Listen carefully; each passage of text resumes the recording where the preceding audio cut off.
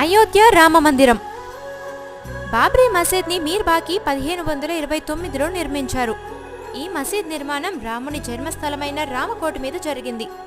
చాలా మంది ఆధ్యాత్మికవేత్తలు నమ్మే విషయం ఏంటంటే మీర్ బాకి ఈ మసీద్ని అక్కడ ఉన్న రాముడి గుడిని పాడేసి అక్రమంగా కట్టారని.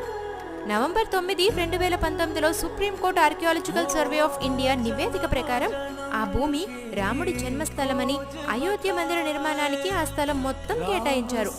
బాబ్రీ మసీద్ని వేరే చోట నిర్మించడానికి స్థలాన్ని కేటాయించారు. ఆగస్టు 5, 2020 భూమి పూజ చేసుకుని జనవరి 22, 2024 నిర్మాణం పూర్తి చేసుకుని ప్రధానమంత్రి నరేంద్ర మోదీ గారి చేతుల మీదుగా ప్రాణ ప్రతిష్ఠ జరిగింది. ఇక్కడే కాదు, ఏ అక్రమం ఎక్కడ ఎప్పుడు జరిగినా దాన్ని ఎప్పటికైనా సక్రమ దారిలో చేర్చడమే న్యాయం.